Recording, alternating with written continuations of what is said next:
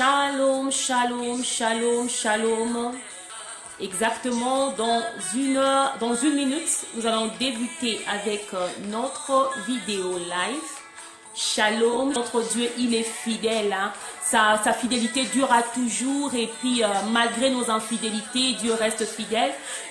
C'est pourquoi nous allons commencer maintenant, premièrement par une prière.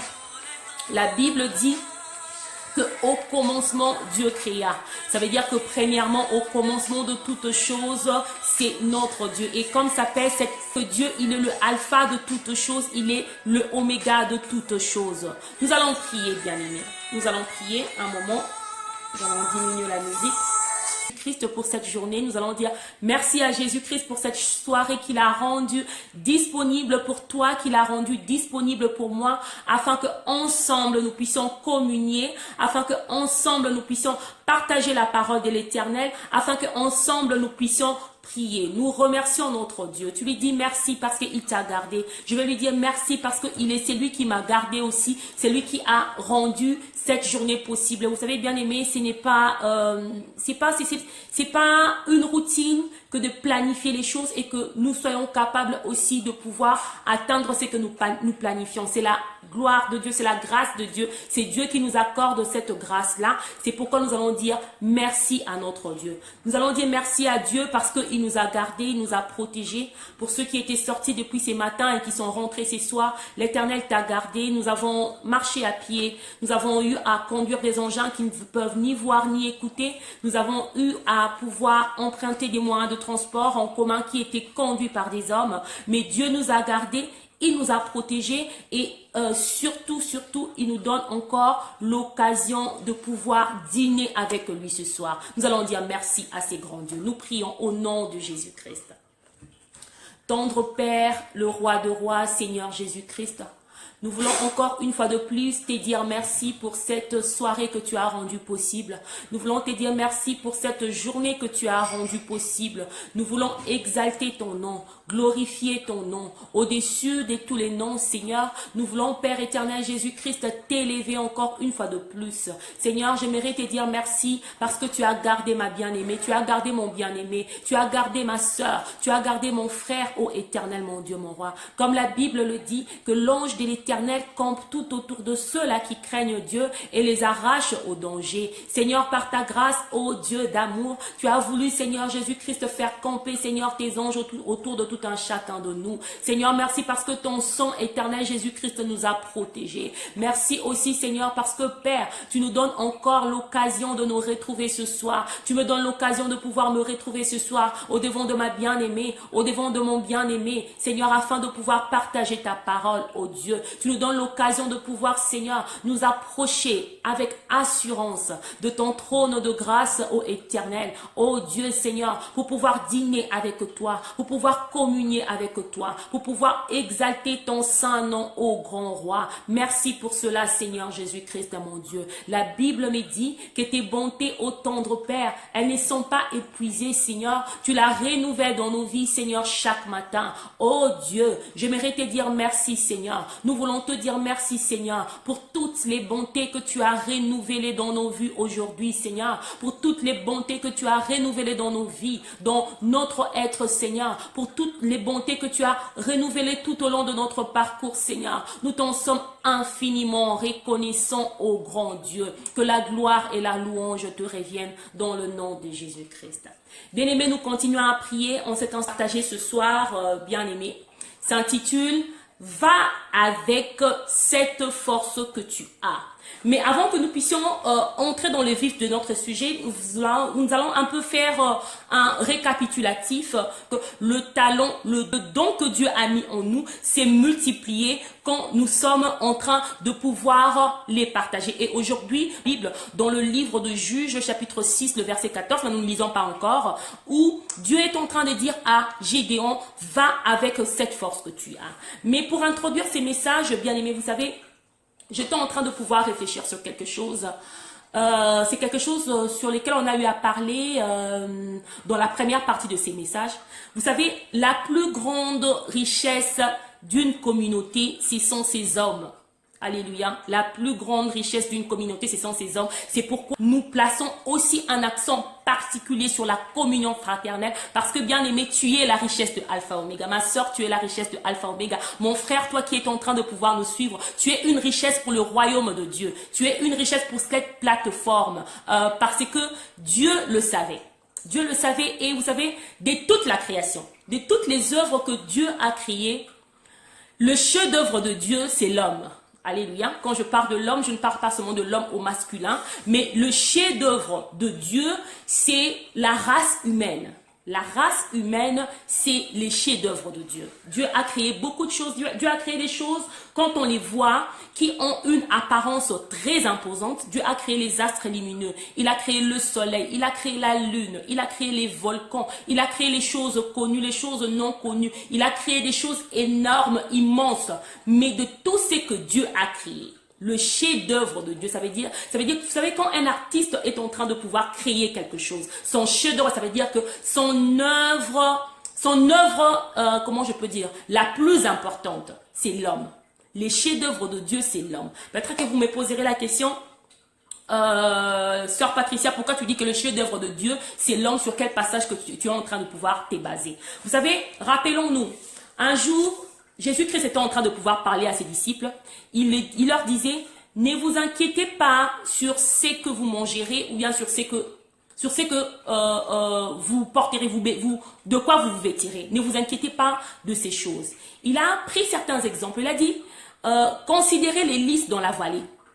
Même Salomon, même dans sa gloire, n'a pas été revêtu comme une de ses fleurs. Jésus-Christ a dit, considérez les oiseaux dans les ciels. Ils ne moissonnent ni ne récoltent, mais Dieu s'occupe d'eux. Et il a ajouté quelque chose. Vous valez plus que eux. Alléluia. Quand Dieu dit que vous valez plus que eux, ça veut dire que Jésus-Christ le savait, que l'homme, c'est les chefs-d'œuvre de Dieu. L'homme, c'est la richesse. Vous savez, très souvent, on a l'habitude de citer beaucoup d'autres richesses, mais la plus grande richesse d'une communauté, la plus grande richesse d'une entité, la plus grande richesse d'un pays, ce sont ces hommes. Et dans notre premier message, Dieu nous avait dit, c'est pourquoi il avait investi dans l'homme. Dieu a beaucoup investi dans l'homme. Vous savez, peut-être chers parents, j'aimerais te dire que la plus grande richesse de ta maison, ce sont les hommes qui y vivent.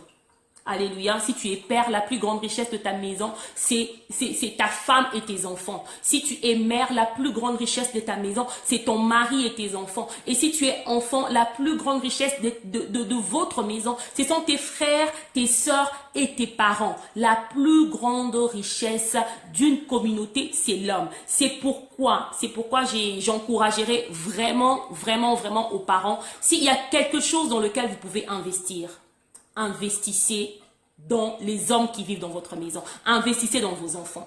Et nous, en tant qu'hommes, vous savez, très souvent, quand vous parlez avec les économistes, ils vous diront beaucoup de choses. Ils vous diront que peut-être il faut investir dans l'immobilier. D'autres vous diront que c'est mieux de pouvoir investir, je ne sais pas moi, dans le minier. Ils peuvent vous dire beaucoup de choses. Mais moi, j'ai appris quelque chose, que l'endroit à pouvoir investir, c'est dans l'homme.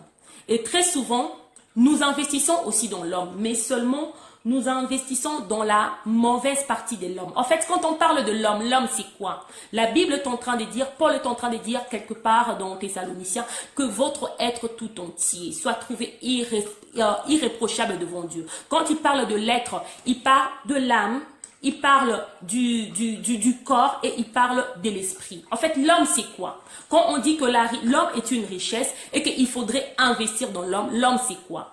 L'homme est un esprit qui possède une âme et qui vit dans un corps. En fait, le corps de l'homme que nous voyons, c'est juste l'emballage. J'aime appeler ça l'emballage. Le corps de l'homme que nous voyons, c'est juste l'emballage. Mais très souvent, quand il s'agit de nous d'investir dans l'homme, bien aimé, nous investissons très souvent sur l'emballage. Alléluia. Nous investissons sur l'emballage de telle manière que nous voulons offrir à notre emballage, à l'emballage de l'âme et de l'esprit, comment je peux dire, un cadre approprié. Nous voulons offrir à l'emballage, nous voulons offrir au corps ce qui est précieux. Nous voulons offrir au corps ce qui est bon pour lui, mais nous oublions la chose la plus importante. Nous n'investissons pas dans l'esprit. Alléluia. Nous n'investissons pas dans notre esprit. Or, rappelons-nous ce que nous dit la parole de Dieu. La parole de Dieu est en train de nous dire que tout ce que nous voyons est passager et ce qui est invisible est éternel. Ça veut dire quoi? L'emballage de l'homme, le corps humain, ce que nous voyons, ce que nous pouvons palper, cette partie de l'homme que nous pouvons palper, c'est quelque chose qui est, c'est une chose passagère.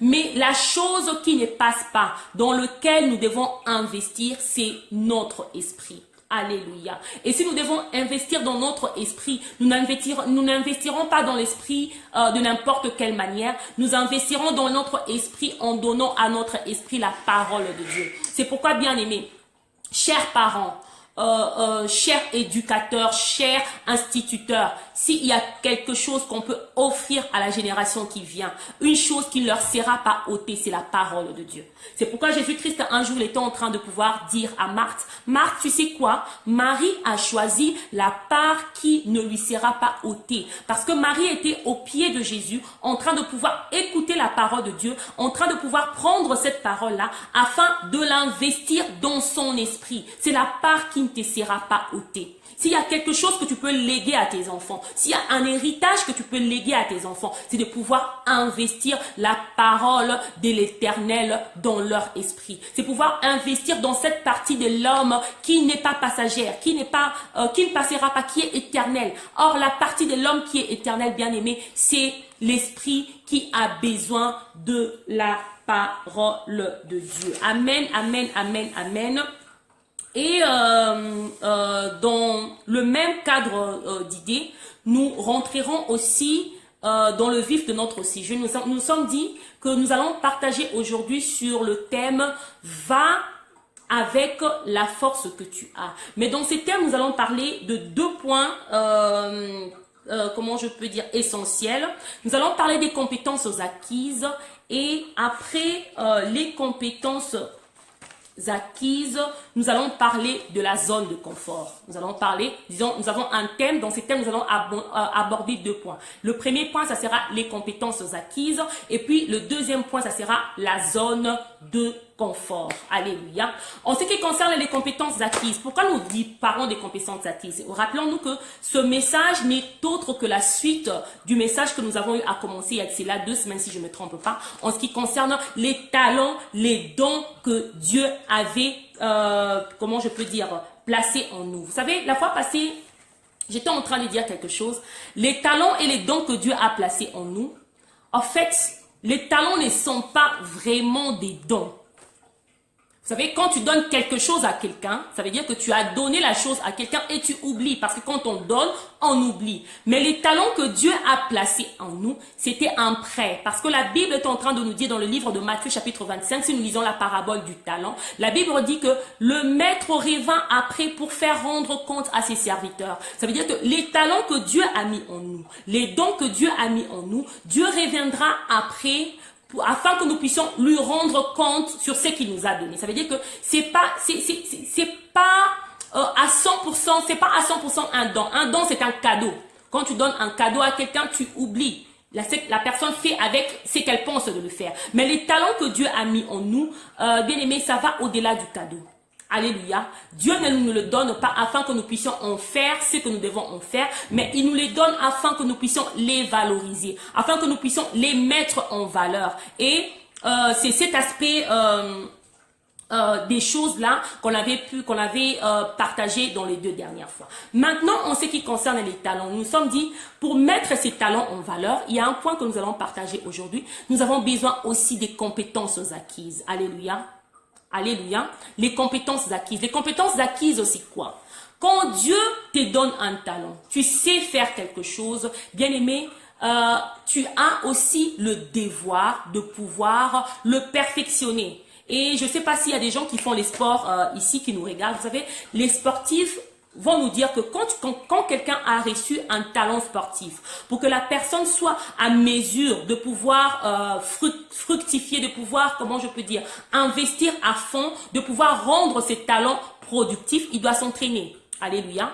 Il doit s'entraîner. C'est la même chose avec nous qui avons reçu les talents. Quand tu as reçu un talent de Dieu, quand tu as reçu quelque part un don de Dieu, pour que ces dons-là, que tu arrives encore à pouvoir le fructifier davantage, bien aimé, il est de notre devoir de pouvoir aussi ajouter à ces talents les compétences acquises. Pour cela, nous allons lire deux textes.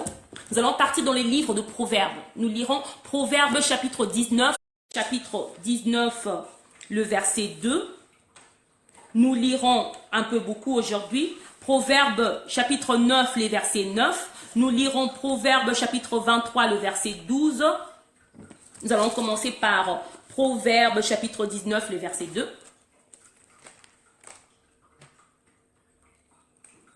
Nous partons dans les livres de Proverbes.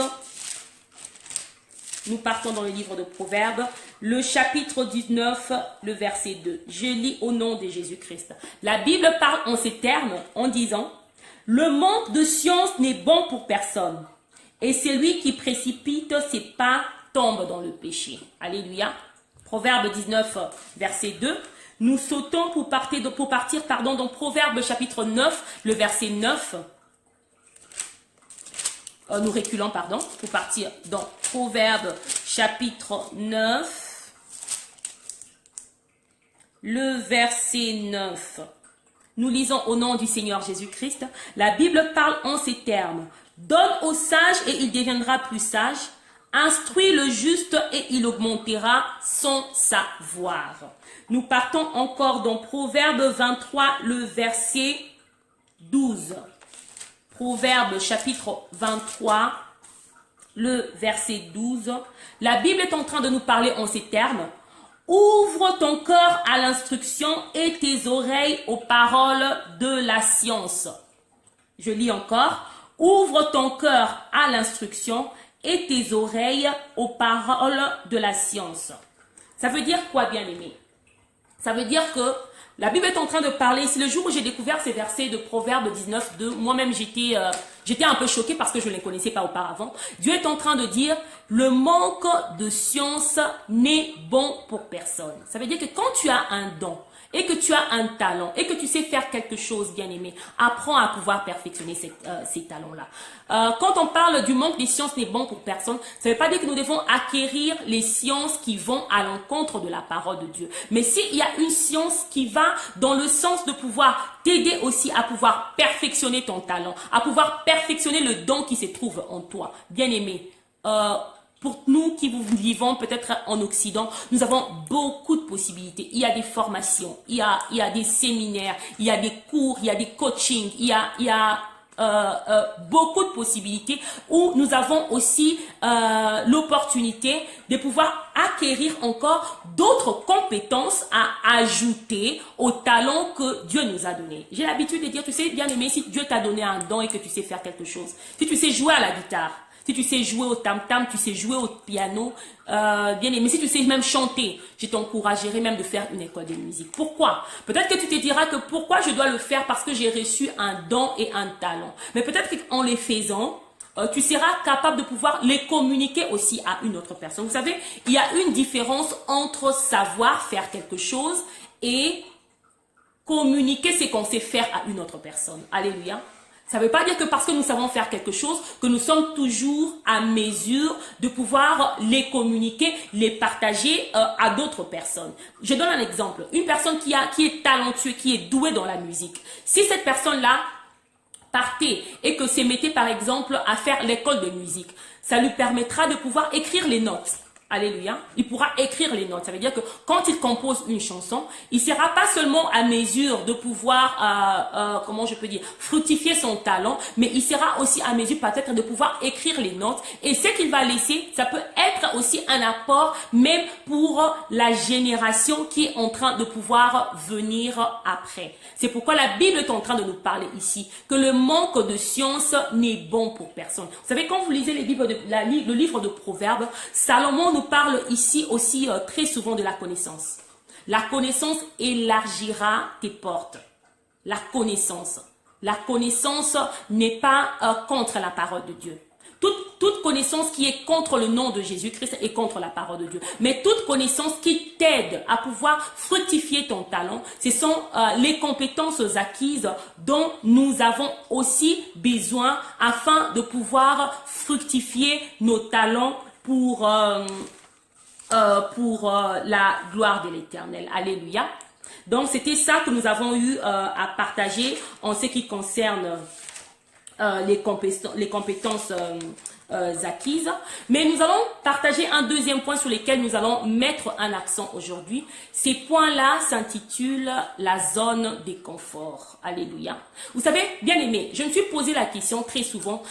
Qu'est-ce qui nous empêche très souvent à nous, les enfants de Dieu, de pouvoir fructifier, de pouvoir mettre les talents que Dieu a mis à notre service, à notre disposition, pardon, au service de l'Éternel et d'en gagner d'autres? Qu'est-ce qui nous empêche? Nous allons lire un texte aujourd'hui, un texte d'un homme que nous connaissons.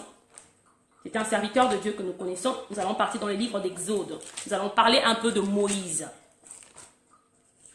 Nous partons dans le livre de Exode.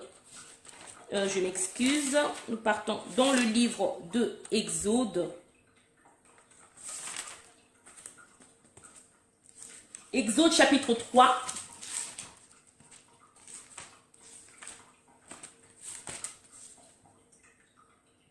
Exode chapitre 3. Nous allons lire le verset 11. Nous allons sauter, nous allons lire le verset 19. Et puis, nous allons sauter, nous allons lire Exode chapitre 4, le verset 1. Et puis, nous allons lire Exode chapitre 4, le verset 10. Je répète, Exode chapitre 3, nous allons lire d'abord le verset 11. Par après, le verset 19. Nous allons sauter pour partir dans Exode chapitre 4. Nous allons lire le verset 1. Et puis, nous allons lire aussi le verset 10. Mais avant que nous puissions lire cela, permettez-moi de pouvoir situer l'histoire dans le contexte dans lequel nous voulons le lire.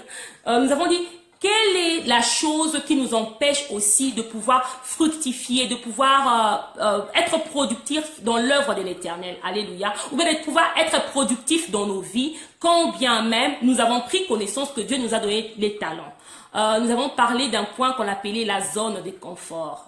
J'aime beaucoup un proverbe en allemand. Je vais essayer de le traduire en français. En allemand, en français. En français, ça veut dire quoi? Les plus grands changements du monde se passent en dehors de la zone de confort. Alléluia. J'aimerais m'expliquer. Nous connaissons tous l'histoire de Moïse. Moïse, c'était quelqu'un que Dieu avait appelé. Dieu a appelé Moïse un jour pour lui dire que Moïse, c'est toi que j'ai choisi afin que tu partes libérer mon peuple, le peuple d'Israël qui se trouve en Égypte. J'ai essayé un peu de pouvoir m'imaginer.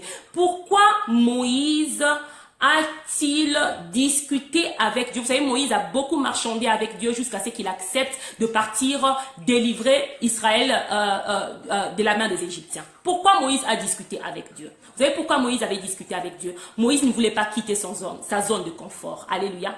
Moïse ne voulait pas quitter sa zone de confort. C'était quoi la zone de confort? La zone de confort, c'est un lieu où on se trouve, où on s'est déjà habitué et on n'aimerait pas le quitter, surtout pour aller à l'encontre de l'inconnu, à la rencontre, pas à l'encontre, pour aller à la rencontre de l'inconnu. Nous prenons par exemple l'exemple de Moïse. Moïse était à Madian. Là, quand il a fui Égypte après avoir tué un Égyptien, Moïse est parti se réfugier à Madian. Arrivé à Madian, il a été accueilli chez le monsieur qu'on appelle Jéthro. Jéthro a pris Moïse et il a hébergé Moïse. Non pas seulement il a hébergé Moïse, il a donné pour femme à Moïse sa fille Séphora. Séphora est devenue la femme de Moïse. Ça veut dire que Moïse avait une famille à Madian. Alléluia. Moïse avait un travail à Madian. Parce que quand Dieu est venu rencontrer Moïse à Madian, il a rencontré dans son lieu de travail. Moïse était en train de pouvoir faire paître les troupeaux de son beau-père qui était Jéthro. L'Éternel rencontre Moïse. Il dit à Moïse, Moïse, c'est toi que j'ai choisi afin que tu partes libérer le peuple d'Israël qui se trouve en Égypte. Bien aimé, Moïse n'a pas accepté directement en disant, Seigneur, tu es le Dieu de mes pères de qui j'ai entendu parler. Tu es le Dieu d'Abraham, d'Isaac, de Jacob. J'écoute, Seigneur, me voici à ton service. On y va. De toute façon, nous allons vaincre au nom de Jésus. Non, c'était pas la réaction de Moïse. Alléluia. Moïse a marchandé avec Dieu parce qu'à première vue, Moïse ne voulait pas. Moïse ne voulait pas partir avec Dieu. Il dit, Seigneur, moi, je veux partir là-bas, en Égypte. Qu'est-ce que je veux leur dire? Est-ce qu'ils vont m'écouter? Nous allons maintenant lire. Nous partons d'abord dans Exode. J'ai lu le chapitre 3 au verset 11. La Bible parle en ces termes. Moïse dit à Dieu, qui suis-je pour aller vers Pharaon et pour faire sortir d'Égypte les enfants d'Israël? Alléluia. Moïse ne voulait pas. Il a discuté avec Dieu. Il a dit, Seigneur, qui suis-je pour que je puisse partir chez eux et leur faire sortir du peuple de l'Égypte? Nous allons encore lire. Pas le verset 19, je m'excuse. Nous allons encore lire le verset 14, pardon. Dieu dit à Moïse, je suis celui qui suis. Il ajouta, c'est ainsi que tu répondras aux enfants d'Israël. Celui qui s'appelle je suis m'a envoyé vers vous. Ça veut dire que Moïse avait un doute. Par rapport à ces doutes-là, Dieu lui a donné une réponse. Moïse, tu te poses la question, qui suis-je? Moïse a dit à Dieu, qu'est-ce que je vais leur dire, qui m'a envoyé? Dieu dit que quand tu vas arriver chez les Israélites en Égypte, tu vas leur dire que celui qui s'appelle je suis m'a envoyé. Mais bien aimé, mais malgré ça, Moïse n'a pas dit du coup, Seigneur, me voici, je vais avec toi. Moïse a marchandé avec Dieu. Moïse a refusé. En quelque sorte, il voulait refuser. Il voulait dire à Dieu, Seigneur, est-ce que tu penses que tu as la bonne adresse? Est-ce que tu penses que moi, je suis vraiment la personne appropriée? Est-ce que c'est moi qui irait pour pouvoir libérer les enfants d'Israël d'Égypte? Bien aimé, c'est la même chose qui se passe. Dieu t'a donné un talent, Dieu t'a donné un don. Alléluia. Afin que tu puisses le fructifier. Afin que ces dons-là, tu le fasses, que tu le mettes au service de l'Éternel. Afin que ces dons-là, bien aimé, que tu puisses l'utiliser pour la moisson de l'Éternel, pour amener les âmes à Christ. Mais parfois, qu'est-ce que nous disons? Seigneur, est-ce que c'est moi? C'est moi qui veux changer les mondes. Alléluia. Vous savez, très souvent, quand on a l'habitude de parler même avec les amis te disent, est-ce que tu crois que c'est toi qui vas changer les mondes? Je pense que c'est ce que Moïse voulait dire à Dieu. Moïse voulait dire à Dieu, Seigneur, est-ce que c'est moi qui veux changer les mondes? Est-ce que c'est moi qui veux, c'est moi qui serais capable de pouvoir marcher au devant du peuple d'Israël afin qu'ils sortent de l'Égypte? Alléluia. Et quand nous continuons, pardon, nous allons sauter pour partir dans le verset 4, le chapitre 4, le verset 1. La Bible parle en ces termes. Moïse répondit et dit, voici, ils ne me croiront point et ils n'écouteront point ma voix, mais ils diront, l'Éternel n'était point apparu. Alléluia. Moïse est encore en train de pouvoir donner des prétextes à Dieu. Vous savez pourquoi Moïse donnait des prétextes à Dieu? Parce que Moïse ne voulait pas quitter sa zone de confort. Il se disait, je connais déjà Séphora, je connais déjà Jéthro, j'ai fui là-bas. J'ai fui une expérience qui s'est passée en Égypte. Cette expérience-là était douloureuse pour Moïse. C'est pourquoi Moïse est en train de dire ici dans le verset 1, Seigneur, ils ne m'écouteront pas. Ils ne m'écouteront pas, pardon. Qu'est-ce qui faisait croire à Moïse que les Israélites n'allaient pas l'écouter? Parce qu'il n'est pas encore parti. Dieu lui a dit que va, je serai avec toi. Mais quand même, il vient et il dit à Dieu, Seigneur, ils ne vont pas m'écouter. Combien de fois cela nous arrive aussi dans notre foi, dans notre vie chrétienne? Tu arrives à un endroit, tu hésites pour parler de la parole de Dieu en te disant, Seigneur, est-ce qu'ils m'écouteront? Est-ce que ma famille m'écoutera, pardon? Est-ce que mes amis m'écouteront? C'est ce que Moïse avait dit. Mais j'ai essayé un peu de pouvoir réfléchir sur ce que Moïse était en train de dire. Pourquoi Moïse, d'emblée, pouvait s'imaginer que les enfants d'Israël n'allaient pas l'écouter? Pourquoi il pouvait s'imaginer que les Israélites ne l'écouteraient pas? Vous savez, dans la vie de Moïse, il est arrivé avant qu'il ne puisse quitter Égypte pour partir chez Madian. Moïse avait tué un homme.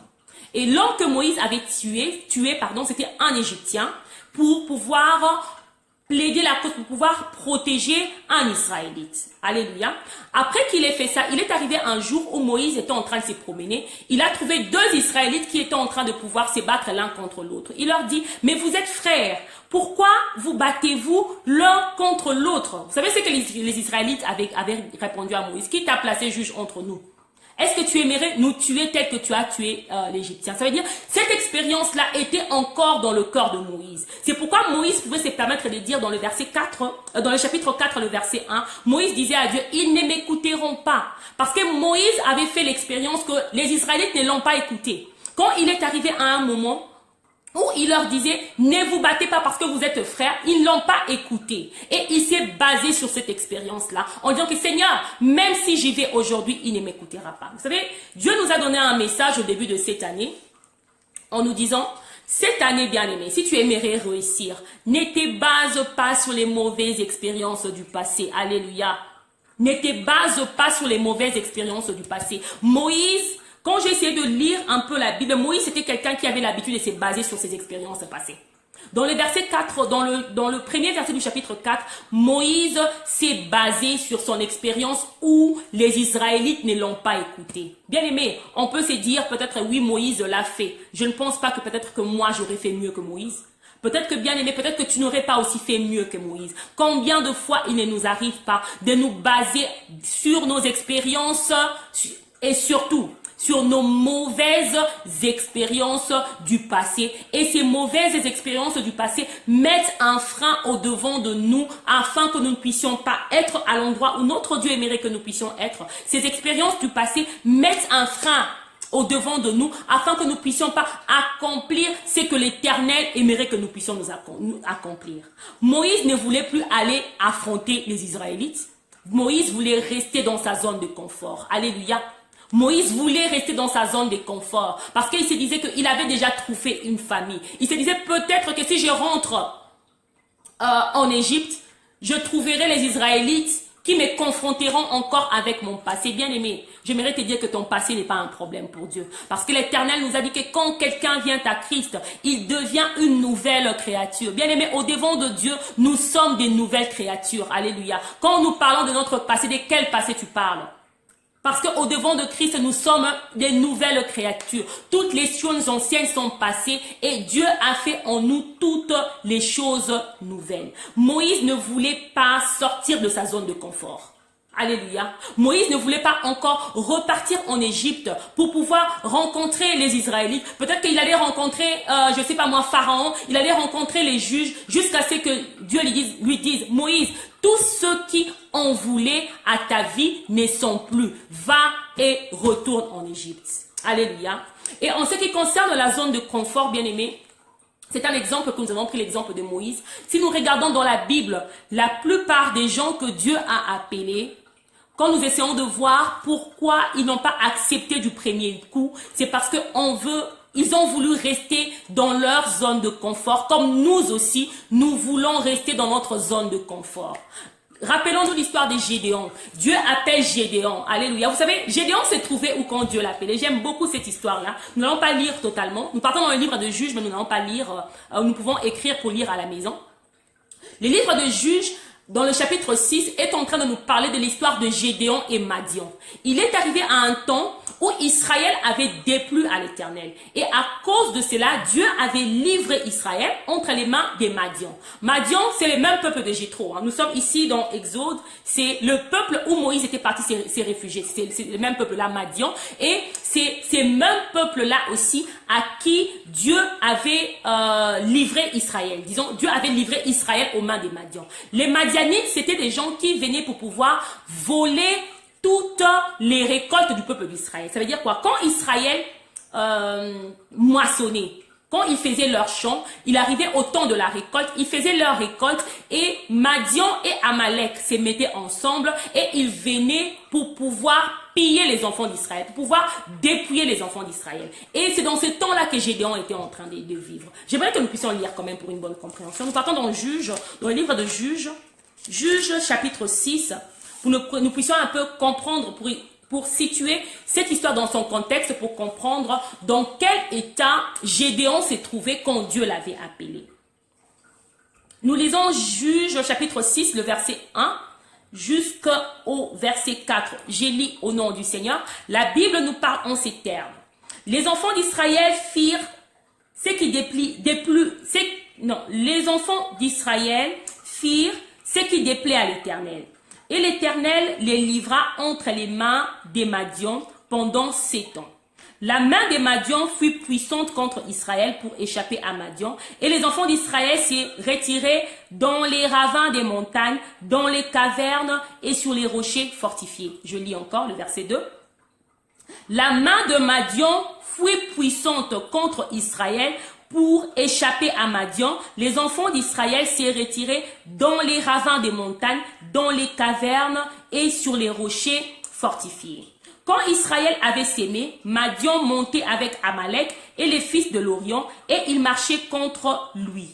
Il campait en face de lui, détruisait les productions du pays jusque vers Gaza et ne laissait en Israël ni vivre, ni brebis, ni bœuf, ni âne. Alléluia. Le verset qui m'a plus intéressé ici, c'est le verset 2. La Bible est en train de dire que quand Madian venait ensemble avec Amalek pour pouvoir piller, pour pouvoir voler, pour pouvoir dérober les productions des enfants d'Israël, les enfants d'Israël avaient l'habitude de se cacher dans les ravins des montagnes. Alléluia. Ça veut dire quoi?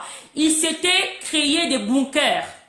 Alléluia. Des bunkers comme des bunkers qu'on créait à la Deuxième Guerre mondiale pour se protéger contre les bombes. Ils s'étaient créés des ravins dans les montagnes où ils avaient l'habitude de pouvoir se cacher. Et, bien aimé, c'est à cet endroit-là que Dieu est venu rencontrer Gédéon. Alléluia. La Bible dit que le jour où l'ange de l'Éternel apparut à Gédéon, qu'est-ce que Gédéon était en train de faire? Gédéon était en train de pouvoir moudre du blé afin de protéger ces blés-là à l'abri des Madians.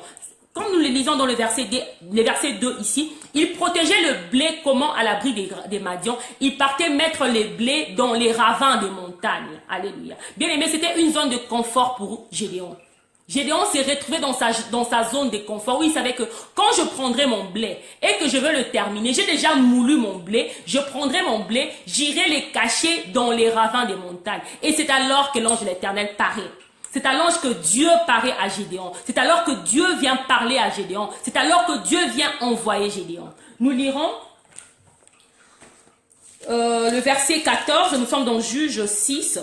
Dieu parle à Gédéon en lui disant, « L'Éternel se tourna vers lui et dit, « Va avec cette force que tu as et délivre Israël de la main des Madians. N'est-ce pas moi qui t'envoie? » Alléluia. Si nous lisons un peu plus, bien aimé, nous allons découvrir que Gédéon n'a pas dit directement oui à l'Éternel. Quand l'ange de l'Éternel est apparu à Gédéon pour lui dire que Gédéon, c'est toi qui irais pour délivrer Israël de la main de Madian, Gédéon a voulu rester dans sa zone de confort. Alléluia. Gédéon n'a pas voulu abandonner sa farine qu'il avait déjà moulue pour aller les cacher dans le gravin. Il ne voulait pas, comment je peux dire, affronter quelque chose d'inconnu. Quand on parle de la zone de confort, il y a encore un exemple qui me vient à la tête, Esther. Esther n'avait pas voulu quitter sa zone de confort. Mardoché vient parler à Esther. Mardoché dit à Esther, Esther, voilà ce que Aman a pu, comment je peux dire, comploter contre ton peuple, contre les Juifs. Va voir ton mari, monsieur le roi, afin qu'il fasse quelque chose pour nous. Qu'est-ce que Esther a dit? Esther n'a pas directement dit, Mardoché, j'ai écouté, que l'Éternel soit avec moi. Je vais parler à son mari, à mon mari. Esther a dit ceci. Monsieur le roi, ça fait des mois que je ne l'ai même pas vu. Il m'a même pas fait appeler dans son palais royal. Ça veut dire qu'Esther a hésité. Parce qu'elle ne voulait pas rencontrer l'inconnu. Il se pourrait qu'elle aille rencontrer le roi et qu'à la rencontre du roi, que le roi ne puisse pas lever son sceptre d'or vers elle et qu'elle allait être tuée. Et elle ne voulait pas cet inconnu-là. Esther a voulu rester dans sa zone de confort. Bien aimé, nous avons donné des exemples. On a parlé de Moïse, nous avons parlé de Gédéon, nous avons parlé d'Esther. Mais peut-être que nous aussi, nous voulons plus rester dans notre zone de confort. Alléluia. Rappelons-nous, les plus grands changements se passent en dehors de la zone de confort, bien aimé. Je ne sais pas quelle est ta zone de confort. Alléluia. Je ne sais pas, peut-être que ta zone de confort, c'est les réseaux sociaux. Peut-être que c'est Facebook, peut-être que c'est WhatsApp, peut-être que c'est Instagram, peut-être que c'est Twitter. Je ne sais pas quelle est ta zone de confort. Je ne dis pas que les réseaux sociaux sont mauvais. Parce que si aujourd'hui, moi et toi, nous nous retrouvons, c'est grâce aussi aux réseaux sociaux. Mais si cela est devenu pour toi une zone de confort, alléluia, tout ce que tu es en train de faire, qui est venu pour toi un peu comme un certain refuge, où tu te gardes, bien aimé, sache que les changements dont tu as besoin dans ta vie, se passeront en dehors de cette zone de confort. Bien aimé, la parole de Dieu nous demande parfois de sortir de notre zone de confort. Dieu a demandé à Moïse de sortir de sa zone de confort. La parole de Dieu a exigé à Esther de sortir de sa zone de confort. La parole de Dieu a exigé à Gédéon de pouvoir sortir de sa zone de confort. Bien-aimé. Bien-aimé, pour multiplier tes talents, tu as besoin de sortir de ta zone de confort. Peut-être que tu auras affronté certaines démarches, peut-être que tu auras affronté certains bureaux, peut-être que tu auras affronté des gens que tu ne connais pas, peut-être que tu auras affronté une université, tu auras affronté des professeurs que tu ne connais pas. Oui, bien aimé, mais cela est aussi la voie de ta percée. Nous devons sortir de la zone de confort. Et il y a quelque chose, bien aimé, vous savez, si tu aimerais sortir de la zone de confort, je te conseillerais, fais-le avec Dieu. Alléluia. Pourquoi nous aimons tellement notre zone de confort? Parce qu'on a peur de l'inconnu. Alléluia. On a peur de l'inconnu. Mais j'aimerais te dire, bien-aimé, j'aimerais encourager quelqu'un ce soir. J'aimerais t'encourager, toi qui es en train de nous suivre par la voie des ondes. Que le Dieu qui t'a appelé, il a déjà affronté l'inconnu avant que toi tu n'y arrives. Car la Bible nous le dit, qu'avant que tu arrives là où Dieu t'a envoyé, il est déjà arrivé avant toi. Il te précède dans ta randonnée. Alléluia. Il te précède dans ta randonnée. Quand on l'appelle l'alpha, on l'appelle l'Emmanuel et on l'appelle l'oméga. Ça veut dire que s'il t'envoie au point alpha, sache qu'au point oméga, il est déjà arrivé. Alléluia. S'il t'envoie au point alpha, sache que dans le point d'Emmanuel, le Dieu parmi nous, le Dieu qui se conjugue au présent, celui qu'on appelle je suis. Le Dieu qui est au cœur de toutes les circonstances, il est avec toi. N'aie pas peur de rencontrer l'inconnu, mais plutôt confions-nous totalement en Dieu, dépendons de Dieu. Pourquoi nous n'aimons pas sortir de la zone de confort? Parce que vous savez, l'homme de plus en plus n'aimerait pas la dépendance. Nous ne voulons pas dépendre de Dieu. Nous ne voulons pas aller affronter quelque chose que nous ne connaissons pas, parce que ce que nous irons affronter nous demandera de pouvoir dépendre de Dieu. Nous voulons contrôler toutes choses entre nos mains. Nous voulons planifier tel que nous voulons le faire. Bien aimé, planifier, ce n'est pas mauvais. Alléluia. Planifier, ce n'est pas mauvais. Mais j'aimerais nous dire que le dernier mot, c'est encore notre Dieu qui l'a. Alléluia. Le dernier mot dans nos vies, c'est encore notre Dieu qui l'a. C'est pourquoi j'aimerais nous encourager.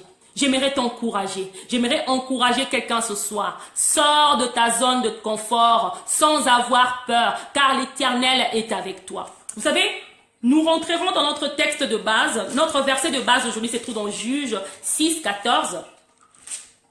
Juge 6, 14. Gédéon devait sortir de sa zone de confort. Alléluia. Il devait partir sur un terrain qui lui était inconnu. Il devait aller affronter Madian. Il devait aller affronter Amalek. Il devait d'abord peut-être aussi, non pas peut-être, mais il devait d'abord aller affronter ceux-là de sa maison. Parce que la Bible est en train de nous le dire, si nous lisons dans cette histoire, le premier endroit où Dieu a envoyé Gédéon, c'était d'abord dans la maison de son père. Il devait aller affronter les siens. C'était pas confortable pour lui. Vous savez, toutes les circonstances qui nous arrivent sur la voie de la percée, sur la voie de la bénédiction, sur la voie de la productivité de nos talents, ne sont pas toujours les circonstances qui sont confortables. Alléluia. Ne sont pas toujours les circonstances qui sont confortables. Mais nous devons être capables de sortir de cette zone de confort, de sortir de cette zone de confort et de partir, de marcher avec Dieu, de faire ce que Dieu attend de nous, de faire ce que Dieu est en train de nous demander. Nous sommes dit que nous rentrons dans le passage de Juge. Juge chapitre 6, le verset 14. L'Éternel dit à Gédéon, il lui dit, va avec cette force que tu as et délivre Israël de la main des Madians. Alléluia. Pourquoi Dieu est en train de le dire à Gédéon? Parce que Gédéon, il est arrivé à un moment où il avait perdu confiance en lui. Gédéon n'avait plus confiance en lui. Alléluia. Et vous savez, très souvent, quand tu perds confiance en toi, parfois, on n'a même plus confiance en Dieu. Parce que si tu as confiance en toi, ce n'est pas à cause de tes forces, bien-aimé. J'aimerais te dire, bien-aimé, fais confiance en toi. Et si tu as confiance en toi, ce n'est pas à cause de tes forces, à cause de ton intelligence, à cause de tes capacités, ni même à cause des compétences acquises. Mais quand tu fais confiance en toi, ça veut dire que tu fais confiance à celui qui a investi en toi. Alléluia. Quand nous faisons confiance en nous, ça veut dire que nous faisons confiance à celui qui a investi en nous. Gédéon n'avait plus confiance en lui. Il est arrivé à un moment, il n'avait plus confiance en lui. Ça veut dire par ricochet, il n'avait plus confiance en Dieu. Et Dieu lui a dit, Gédéon, c'est toi qui iras libérer, délivrer Israël de la main des Madians. Alléluia. Gédéon a voulu marchander avec Dieu jusqu'à ce que l'Éternel lui dise, Gédéon, va avec cette force que tu as. Gédéon, va avec cette force que tu as. Bien-aimé, pour que Gédéon puisse partir avec la force qu'il avait, ça veut dire qu'il avait une force. Alléluia. Dieu n'a pas dit à Gédéon, Gédéon, je t'ajoute encore un niveau de force au niveau, je multiplie ta force fois 5, maintenant tu peux partir. Mais Dieu a dit à Gédéon, va avec la force que tu as. Bien-aimé, Dieu aimerait te parler ce soir. Bien-aimé, toi qui es en train de douter, toi qui es arrivé à un niveau où tu te poses la question, le pourquoi du comment. Toi qui te poses la question, où sont les tenants, où sont les aboutissants. Dieu aimerait te dire aujourd'hui, va avec la force que tu as. Va avec cette force, pour que je puisse bien paraphraser la Bible. La Bible utilise un article démonstratif ici. Va avec cette force que tu as. Va avec cette force que tu as. Ça veut dire quoi? Que tu as une force. Alléluia. Cette force-là que tu as minimisée. Cette force-là, peut-être que tu as pensé n'être rien. Et c'est avec cette force-là que Dieu aimerait que tu commences. Vous savez, bien aimé, quand Dieu agit, très souvent, je ne dis pas toujours, mais très souvent, Dieu agit avec ce qu'il a déjà mis en nous. Alléluia. Quand Dieu agit dans nos vies, quand Dieu intervient dans nos vies, c'est avec ce qu'il a mis de nous, en nous. J'aimerais que nous puissions un peu rentrer encore dans l'histoire de Moïse. J'étais en train de lire aujourd'hui Exode et pouvoir méditer la parole de Dieu en ce qui concerne l'histoire de Moïse. Vous savez, quand Dieu a appelé Moïse, il n'y a pas quelque chose de nouveau que Dieu avait donné à Moïse. Alléluia. Dieu est parti avec Moïse en l'envoyant avec ce que Moïse avait entre ses mains.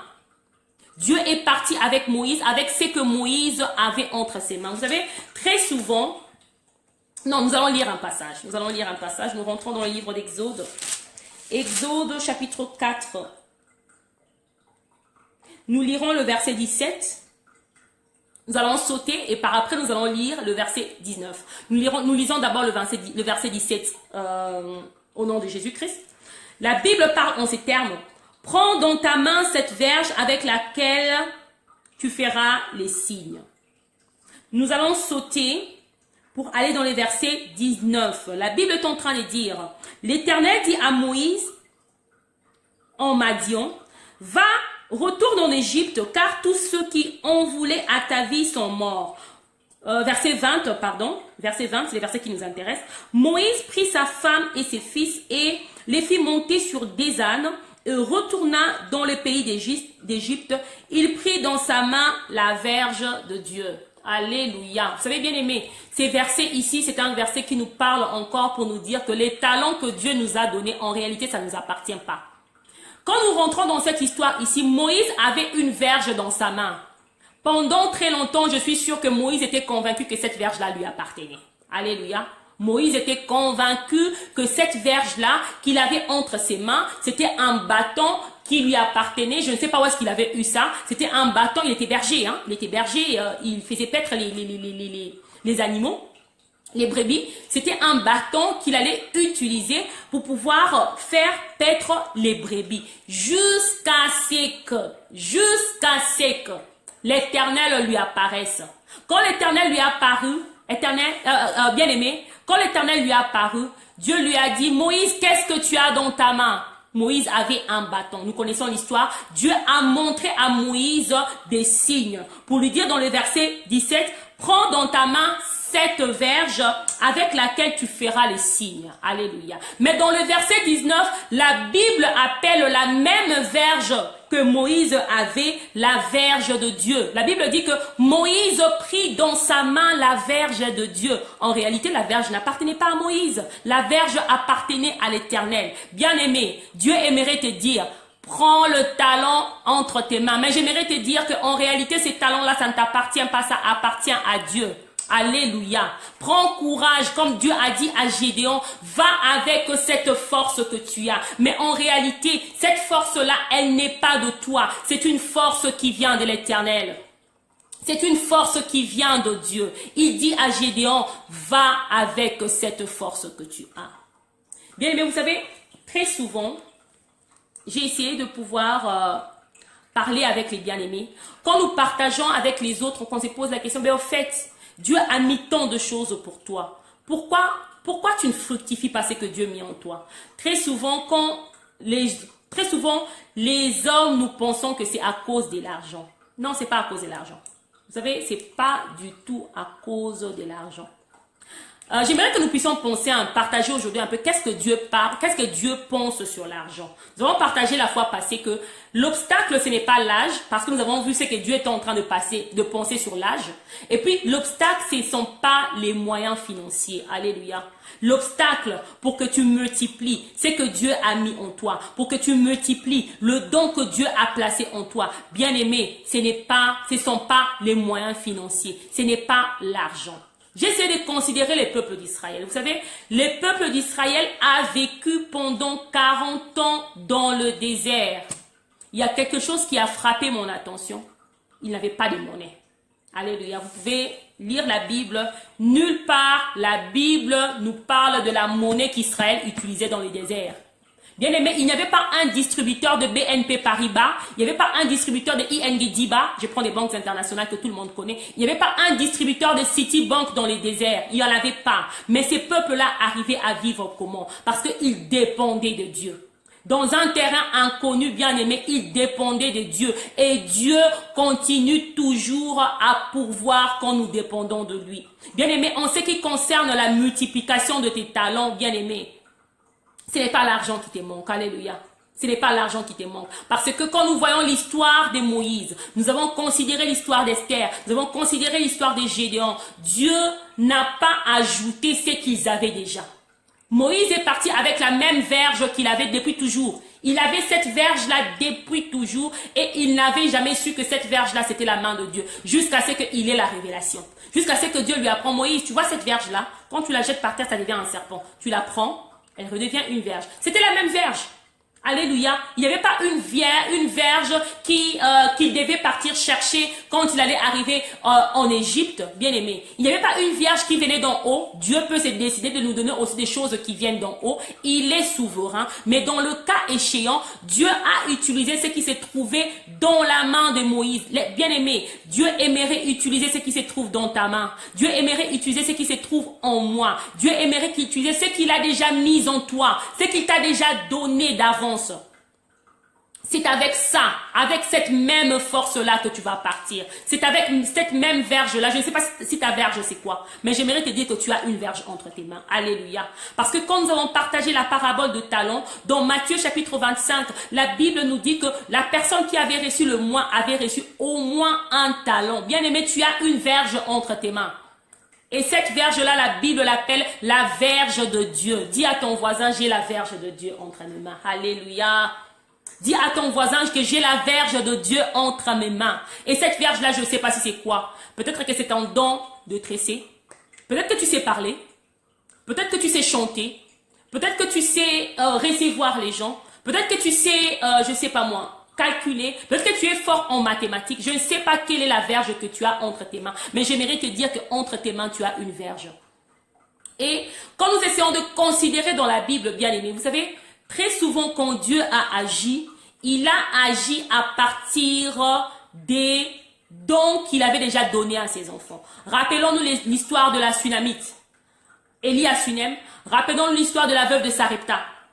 Dieu avait agi avec ce qu'ils avaient avec eux. Dieu a agi à partir de cela. Rappelons-nous même le jour où Jésus-Christ avait nourri la foule. Voilà, un exemple dans le Nouveau Testament. Le jour où Christ est venu nourrir la foule, les disciples lui disent, Seigneur, renvoie ces gens, il fait tard, ils doivent manger.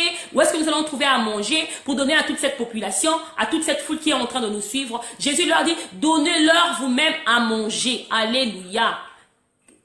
Christ leur pose la question par après, qu'est-ce que vous avez? On lui dit qu'il y a un jeune garçon qui a du pain avec du poisson. Bien aimé, c'est à partir de ce pain-là, à partir de ces poissons-là, que Jésus-Christ a prié et que cela s'était multiplié. Bien aimé, j'aimerais te dire que tu as reçu au moins un. Il n'y a personne qui a zéro.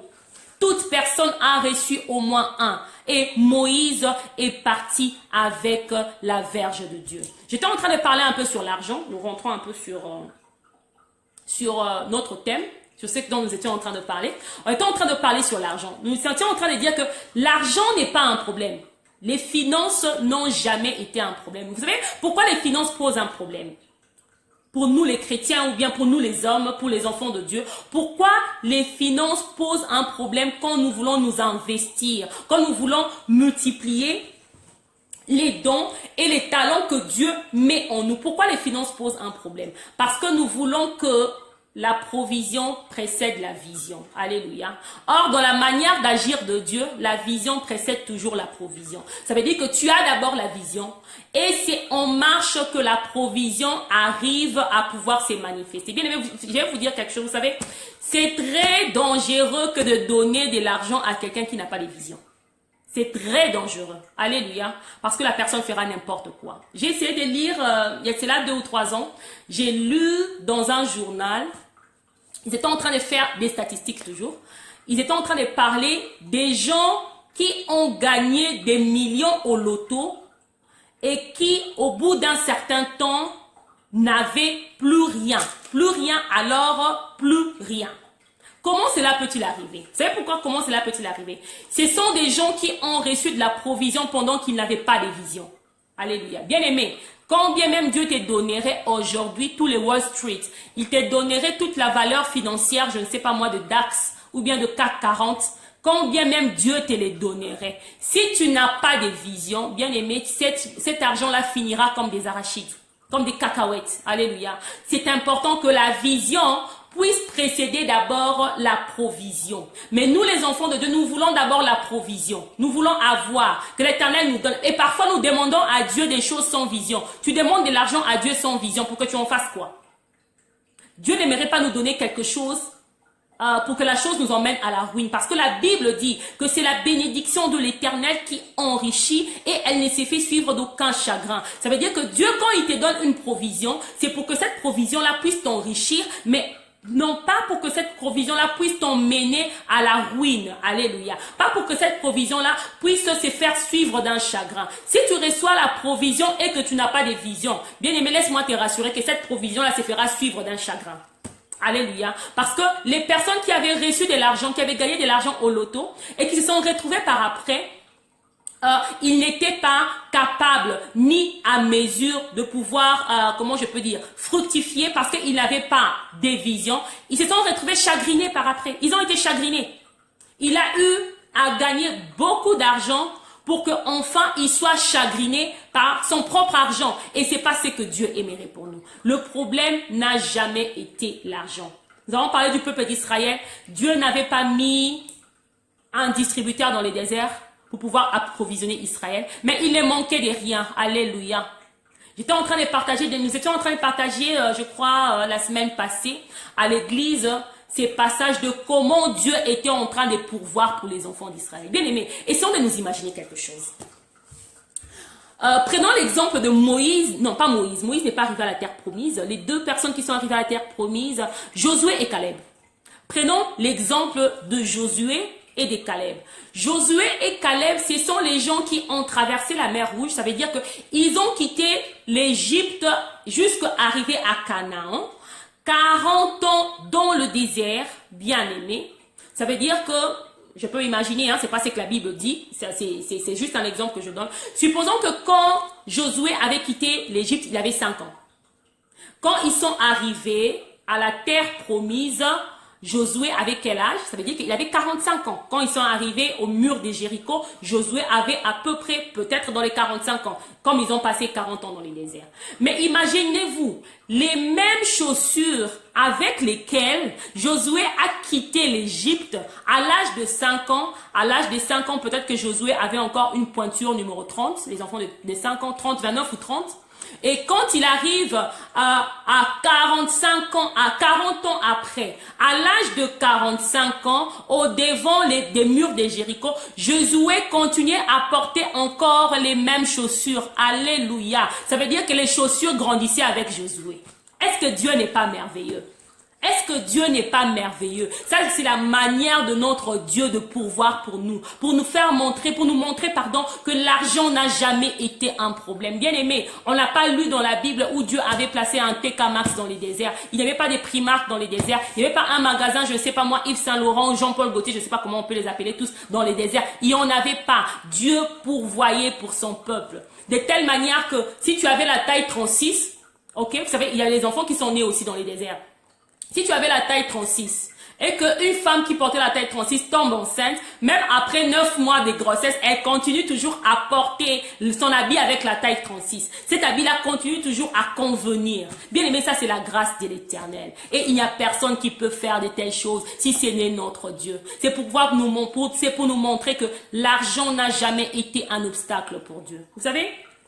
On pense que l'argent est un obstacle parce que nous pensons que plus nous aurons beaucoup, plus nous serons capables de faire aussi beaucoup. Mais c'est pas ça. C'est pas ça. C'est pas que plus nous aurons beaucoup d'argent, plus nous serons capables de faire beaucoup. Nous allons lire un passage. Ça, c'est Ecclésiaste. J'aime beaucoup ce passage. Nous allons partir dans le livre de Ecclésiaste. Ecclésiaste chapitre 5, le verset 9 jusqu'au verset 10. Dieu nous parle de l'argent ici pour nous dire que l'argent, c'est pas un problème. Les finances n'ont jamais été un problème pour Dieu, mais est plutôt la vision et la provision te suivra. Ne cherchons pas la provision avant la vision. Ecclésiaste chapitre 5. Je m'excuse.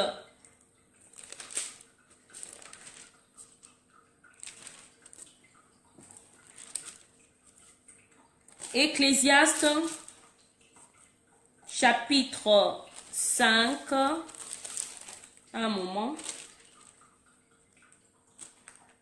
Oui. Ecclésiaste chapitre 5, nous allons lire le verset 9 et le verset 10. Je lis au nom du Seigneur. La Bible parle en ces termes. Celui qui aime l'argent n'est pas rassasié par l'argent. Et celui qui aime les richesses n'en profite pas. C'est encore là une vanité. Le verset 10, c'est le verset que j'aime beaucoup. La Bible dit ceci. Quand le bien abonde, ceux qui les mangent abondent. Et quel avantage en revient-il à son possesseur, sinon qui le voit de ses yeux? Le verset 10, je lis encore. Quand le bien abonde, ceux qui les mangent abondent. Et quel avantage en revient-il à son possesseur, sinon qui le voit de ses yeux? Qu'est-ce que Dieu a voulu nous communiquer dans cette pensée? Dieu a voulu nous dire, vous savez, j'ai été coupée, je ne sais pas si vous continuez à me recevoir. Bien aimé, si vous continuez à me recevoir, faites-moi un signe. Je suis en train de voir qu'il y a la sœur Ella Motema qui est là. Ma sœur est là. Si vous nous recevez bien, faites-nous signe. Le pasteur Simon, je ne sais pas si vous nous recevez encore.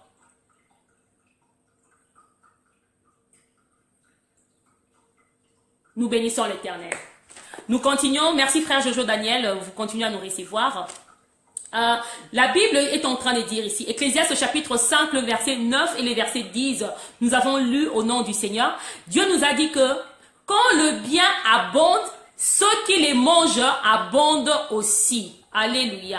C'est pourquoi les millionnaires qui n'ont pas de vision finissent par devenir, par perdre tous ces millions-là. Pourquoi? Bien aimé, quand ils avaient des biens à un certain niveau, ils avaient aussi des dépenses jusqu'à un certain niveau.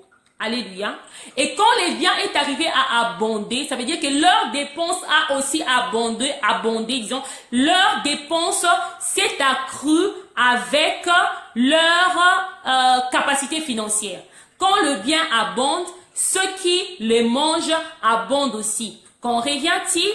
Quel avantage d'en avoir, si ce n'est que pour le voir des yeux, c'est ce que Salomon est en train de dire dans le livre d'Ecclésiaste. Bien aimé, l'argent n'est pas un problème. Ne pense pas que le jour où tu auras plus, c'est le jour où tu feras plus. Non. Ce n'est pas le jour où tu auras plus d'argent que le jour où tu feras plus. Non, parce que la Bible dit que quand le bien abonde, les dépenses aussi abondent. Plus l'argent devient en grande quantité, plus les dépenses aussi deviennent en grande quantité. Vous savez, en réalité, parler de l'argent. L'argent, en fait, c'est quoi? L'argent, c'est la différence qui existe entre les dépenses et les entrées. Alléluia. Toute personne a des entrées, toute personne a des dépenses. Quand tu prends cette différence-là et que cette différence-là arrive à s'accroître, ça veut dire que les moyens financiers ou bien l'argent arrive à pouvoir s'accroître. Mais très souvent, c'est pas le cas. Pourquoi? Parce que, supposons qu'une personne qui avait 10 000, avec 10 000, il faisait toujours les dépenses de 9 000 euros. Alléluia. Il recevait 10 000, il fait les dépenses de 9 000 euros. Ça veut dire qu'il avait une balance excédentaire. On est connu, on appelle ça comme ça, une balance excédentaire. Il avait toujours 1 000 euros qui restaient pour lui. Maintenant, la personne arrive à pouvoir accroître ses capacités financières. La personne commence par exemple à encaisser 10 millions d'euros. Après avoir encaissé 10 millions d'euros, la personne commence à faire des dépenses, supposons de 10 500 000 euros. Alléluia. Bien aimé, est-ce que cette personne-là s'est accrue ou bien elle a décru? On croira aux yeux des hommes que la personne s'est accrue, mais en réalité, elle a décru. Pourquoi? Parce que sa balance va devenir déficitaire. Quand la personne fait la différence entre ses dépenses et ses entrées, il va toujours remarquer qu'il n'y a pas d'équilibre, il y a un déficit. Alléluia. Pourquoi? Pourquoi ça se passe comme ça? Plus on gagne, plus nous dépensons. Ça, ce ne sont pas les économistes qui le disent, mais c'est Salomon, c'est la Bible qui le dit.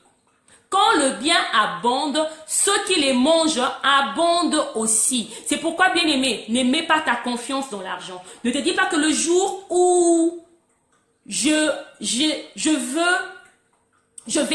le jour où je vais accroître ma capacité financière, c'est les jours où je multiplierai mes talents. C'est faux. Alléluia. Dieu a dit à Josué, va avec cette force que tu as. Va avec les capacités que tu as. Bien aimé, la parole de Dieu nous a parlé aujourd'hui en ces termes. Sortant de notre zone de confort. Va avec cette force que tu as. Alléluia. Je ne sais pas, bien aimé, qu'est-ce que tu aimerais affronter. Je ne sais pas ce qui se passe au-devant de toi. Je ne sais peut-être pas, je parle à un bien-aimé, peut-être qu'il y a un bureau que tu dois affronter. Peut-être que tu as une démarche que tu dois affronter. Peut-être qu'il y a des portes qui sont fermées au-devant de toi que tu aimerais affronter. Bien-aimé, Dieu est en train de t'encourager aujourd'hui pour te dire qu'entre tes mains, tu as la verge de Dieu, telle que Moïse avait la verge de l'Éternel. Dieu est en train de pouvoir t'encourager ce soir pour te dire que va avec cette force-là que tu as, cette force que tu as, que peut-être de toi-même tu minimises, mais Dieu ne la minimise pas parce qu'il a mis en toi. Rappelons-nous que Moïse a minimisé la verge qu'il avait. Il ne savait pas ce que c'était jusqu'à ce que la Bible l'appelle la verge de Dieu. Vous savez, il y a quelque chose, ça c'est pas la Bible qui le dit, c'est moi qui ai réfléchi comme ça. Je pense que depuis le jour où Moïse avait eu la révélation que la verge qu'il avait entre ses mains était la verge de l'Éternel, il ne sortait plus sans elle.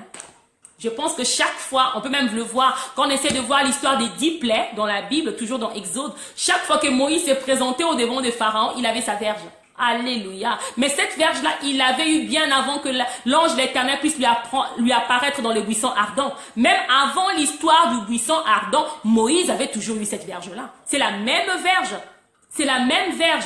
Quand nous lisons par exemple dans l'histoire des 10 plaies, on remarque que c'est la même verge que Moïse avait jetée devant le Pharaon et que la verge s'est transformée en serpent. L'histoire des 10 plaies, c'était la même verge.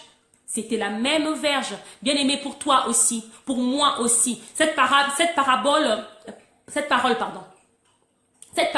elle est valable pour nous aussi. Elle est valable pour moi. Elle est valable pour toi encore aujourd'hui. Cette parole, elle est encore d'actualité aujourd'hui où Dieu est en train de nous dire que allons avec cette verge-là. La verge de l'Éternel est entre tes mains. Où Dieu est en train de te dire, tel qu'il a dit, tel qu'il a parlé. Il a parlé à Josué en lui disant, va avec cette force que tu as.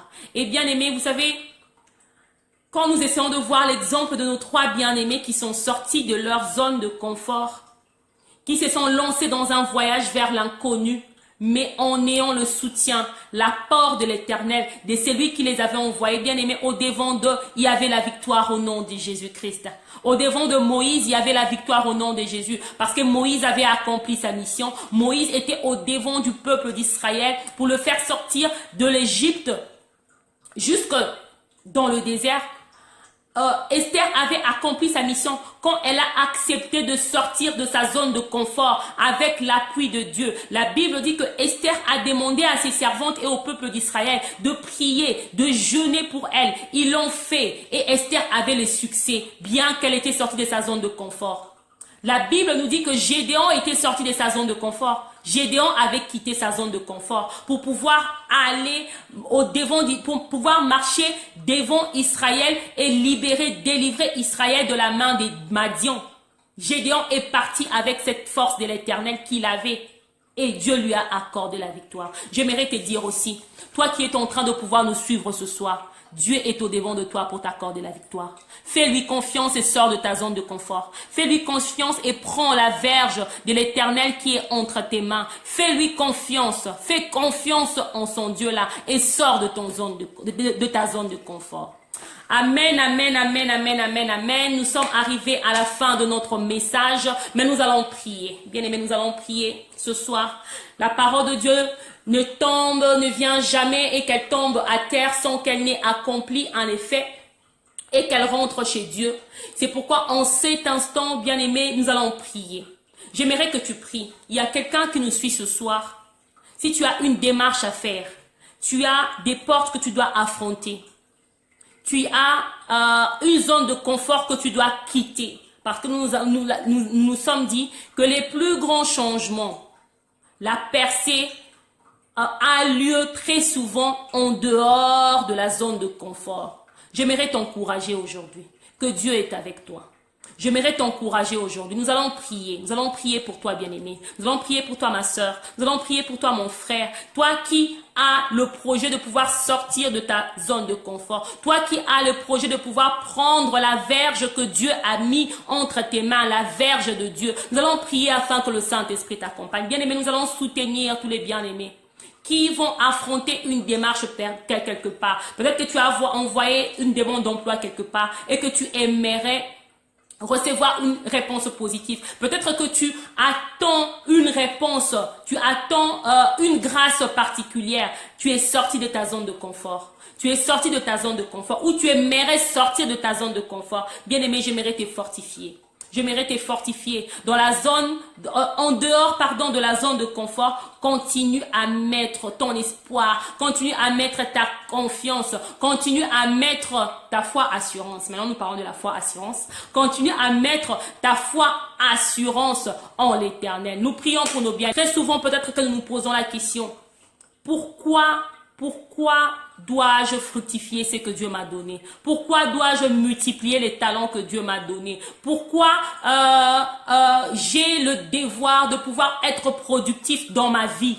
Pourquoi j'ai le devoir d'être productif dans l'œuvre de l'Éternel? Vous savez, bien aimé, si Dieu nous sauvait seulement pour le ciel, alléluia, si Dieu nous rachetait et nous sauvait seulement pour le ciel, je pense que le jour où nous avons reçu Jésus-Christ dans nos vies, Dieu allait nous rappeler. Mais si Dieu, après nous avoir sauvés, après nous avoir donné sa vie, après qu'il soit venu habiter dans nos cœurs, nous laisse encore ici sur la terre, ça veut dire que nous avons une mission à faire sur la terre. Bien-aimé, le talent que Dieu t'a donné, c'est parce que tu as une mission à faire sur la terre. Nous allons lire un dernier passage et puis nous allons clôturer le message d'aujourd'hui. Nous partons dans ces deux pierres, nous partons dans le livre de 2 Pierre. Alléluia. Nous partons dans 2 Pierre chapitre 1. Nous lirons les versets 4 et les versets 5.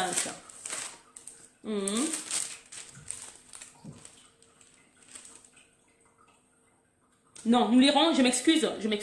2 Pierre chapitre 1, nous allons lire les versets 3, le verset 4 et les versets 5. J'ai lu au nom de Jésus-Christ. La Bible est en train de parler en ces termes. Sa divine puissance nous a donné tout ce qui contribue à la vie et à la piété, au moyen de la connaissance de celui qui nous a appelés par sa propre gloire et par sa vertu. Verset 4. Celle-ci nous assure de sa part les plus grandes et les plus précieuses promesses, afin que par elle vous deveniez participants de la nature divine. J'insiste sur participants de la nature divine, en fuyant la corruption qui existe dans le monde par la convoitise. Verset 5.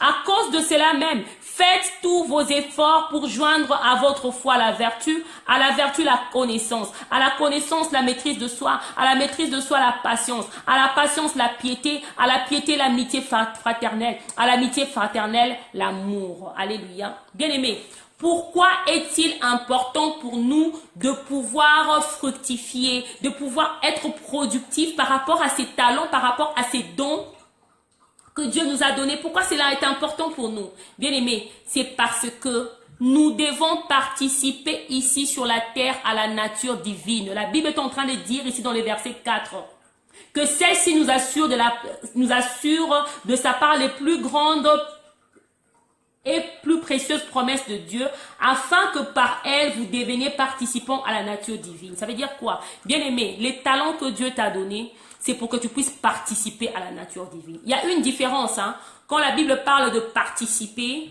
et de pouvoir assister et être spectateur. Les problèmes des chrétiens, nous sommes des spectateurs à la nature divine, mais nous ne voulons pas participer à la nature divine. Alléluia. Nous voulons être spectateurs, que la nature divine de Dieu qui est en nous, en train de pouvoir regarder sans rien faire. Vous savez, un spectateur regarde sans rien faire, mais un participant, c'est celui qui a une activité. Alléluia. Nous sommes des participants à la nature divine. Nous ne sommes pas des spectateurs à la nature divine. Ça veut dire quoi? Quand Dieu est en train de pouvoir agir sur la terre, la fois passée nous avons parlé je ne sais pas si c'était ici, on a parlé de la représentation.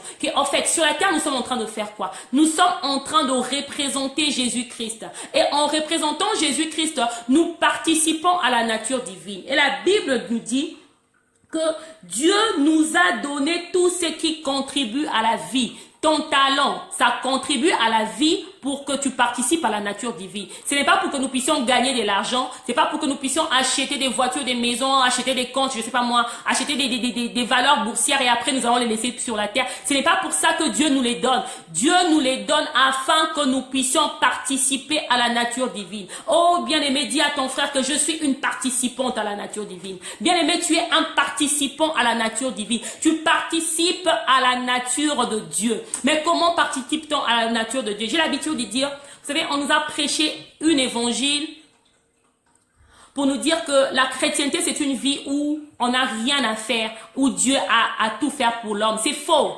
C'est faux. La chrétienté, ça ne veut pas dire que Dieu fera tout pour toi. Non, Dieu ne fera pas tout pour toi, bien-aimé. La grâce ne veut pas dire que tu ne fais rien et que Dieu fera tout pour toi. Non, Dieu ne fera pas tout pour moi. La grâce veut dire que Dieu me donne encore une seconde chance. Là où je n'arrive pas, Dieu me donne encore la possibilité de recommencer et j'y arriverai. C'est pourquoi le verset 5 est en train de nous dire ici, à cause de cela même, faites tous vos efforts. Bien-aimés, les chrétiens, nous voulons une vie sans effort. Pierre est en train de dire ici, à cause de cela, faites tous vos efforts. Ça, c'est le verset 5 de Pierre chapitre 1, le verset 5. À cause de cela, faites tous vos efforts pour ajouter quoi? La qualité morale à votre foi. La foi seule. Si la foi seule suffisait, cette parole, ce verset n'allait pas être écrit dans la Bible. La Bible a écrit ces versets pour nous dire qu'à la fois, nous devons faire des efforts pour ajouter certaines choses à notre foi. Alléluia. Faites tous vos efforts pour ajouter à votre foi la vertu ou bien les qualités morales. La traduction Second 21 parle des qualités morales et d'ajouter aussi à notre foi la connaissance. Alléluia. On revient encore sur les compétences acquises. La Bible est en train de dire que faites tous vos efforts d'ajouter à votre foi la vertu et la connaissance et la piété et l'amour et beaucoup de choses encore que la Bible a cité. C'est pourquoi la Bible nous dit ces choses. C'est pour nous montrer que nous avons une part. Alléluia. Quand tu es un participant, ça veut dire qu'il y a un travail qui est pour toi. Il y a une activité qui est pour toi. Rappelons-nous, Proverbe 16:3, recommande tes œuvres à l'Éternel. Ou bien recommande ton activité à l'Éternel. La version, Second 21 nous dit, recommande ton activité à l'Éternel. Et Dieu nous dit, faites tous vos efforts. Bien-aimés, participants à la nature divine. quand tu multiplies les talents que Dieu t'a donnés, alléluia, et que par cela, tu peux appliquer la parole de Dieu à un endroit ou à un autre, d'une manière ou d'une autre, bien aimé, c'est aussi ta pierre, alléluia, dans l'édifice de Dieu. C'est aussi ta pierre, parce que toi-même tu es une pierre, c'est aussi ta pierre pour participer à la nature divine. Nous ne sommes pas des spectateurs, bien aimés. Dans le royaume de Dieu, il n'y a pas de spectateurs à la nature divine. Nous sommes tous des participants à la nature divine. Posons-nous la question, comment voulons-nous participer à la nature de Dieu? Nous ne sommes pas tous prédicateurs, nous ne serons pas tous prédicateurs, nous ne sommes pas tous gagneurs d'âme. Et pourtant, nous devrions être tous gagneurs d'âme. Nous sommes pas tous architectes. Nous sommes pas tous, je ne sais pas moi, médecins. Chacun a reçu selon sa capacité, selon sa grâce. Mais tout ce que nous avons reçu, que ce soit ceux qui travaillent dans les séculiers, ça veut dire que en dehors de la moisson de l'Éternel, que ce soit ceux qui travaillent dans la moisson de l'Éternel, c'est pour que nous participions à la nature divine. Si l'Éternel le permet, un jour nous allons entrer encore en profondeur sur ces messages, mais c'était la pensée qui était montée dans mon cœur et que Dieu avait voulu que nous puissions partager ensemble. Amen, amen, amen, amen, amen. Nous allons encore prier, bien aimés, afin que Dieu nous donne cette grâce de pouvoir participer à sa nature divine, que Dieu nous donne cette grâce de pouvoir ajouter à notre foi de l'effort. La Bible dit que efforcez-vous. Faites tous vos efforts pour ajouter à votre foi. Que Dieu puisse nous soutenir dans cette démarche-là. Nous prions au nom de Christ. Amen. Bien aimés, nous allons encore prier. Nous avons 2 sujets de prière. Nous allons prier en cet instant pour tous ceux qui sont malades. Faire la prière ultime. Je sais que le temps nous est imparti. Je vous prie de votre indulgence, mais cette prière me tient particulièrement à cœur. Cette prière tient particulièrement à la famille Alpha et Oméga à cœur. Bien aimé, si tu n'as pas encore reçu le Seigneur Jésus-Christ dans ta vie, nous avons partagé cette parole ce soir. Nous avons partagé en ce qui concerne, oh mon Dieu, mon roi, la parole de l'Éternel, Seigneur. La parole de l'Éternel. Si tu aimerais recevoir le Seigneur Jésus-Christ comme ton Seigneur et Sauveur dans ta vie, bien-aimé, je te demanderai de faire cette prière avec moi. Si tu aimerais devenir aujourd'hui, pas seulement un spectateur ou bien une spectatrice à la nature divine, mais tu aimerais devenir un participant à la nature divine. Bien-aimé, il est important que tu sois d'abord à Christ, que tu viennes à Christ, que tu donnes ta vie à Christ. C'est pourquoi je te demanderai, pas longtemps, 120 secondes, nous allons faire une prière. Répète ces paroles après moi. Seigneur Jésus-Christ, me voici au-devant de toi. Je t'accepte dans ma vie comme mon Seigneur et mon Sauveur. Je crois que tu es mort pour mes péchés. Je crois que Dieu t'a ressuscité des morts. Je crois que tu es le Fils de Dieu. Seigneur, pardonne tous mes péchés. Seigneur, lave-moi par ton sang. Seigneur, je t'invite dans mon être. Je t'invite dans ma vie comme Seigneur et comme Sauveur de ma vie. Dans le nom puissant de Jésus-Christ. Bien-aimé, si tu as fait cette prière avec nous, nous bénissons l'Éternel. La Bible dit qu'il y a une fête dans le ciel qui est en train de se passer à ton sujet. Tu es un enfant de Dieu. Tu es sauvé. Tu appartiens à la famille de Dieu et à partir d'aujourd'hui, tu es un participant à la nature divine. Alléluia. Nous bénissons le nom de l'Éternel. Nous allons finir avec... Tendre Père, nous voulons te dire merci. Et Alpha et Oméga, nous te sommes infiniment reconnaissants d'avoir été avec nous, Seigneur, depuis le début jusqu'à la fin. Nous n'avons pas eu de problème de connexion. Nous te disons merci. Mais surtout, Seigneur, encore une fois de plus, merci. Tu nous as donné ce qui est éternel. Tu es venu faire déposer ta parole en nous, ta parole dans notre être, ta parole dans nos vies, ta parole dans nos cœurs, oh Seigneur. Cette parole qui transforme. Tu as placé cette sémence combien précieuse afin que que nous puissions devenir des participants à la nature divine, oh Dieu. Tu nous as donné tout ce dont nous avons tout ce dont nous avons besoin, ce qui est nécessaire, ce qui contribue à la vie, ce qui contribue à la piété, afin que nous puissions, Seigneur, agir là où, Seigneur, ta main est requise, dans le nom puissant de Jésus. Nous abandonnons cette nuit entre tes mains. Oh Seigneur, sois avec nous, oh Père. Seigneur, conduis-nous, dors avec nous, sois avec mon bien-aimé qui a encore entreprendre quelque chose ce soir, que tu les gardes, Seigneur Jésus-Christ,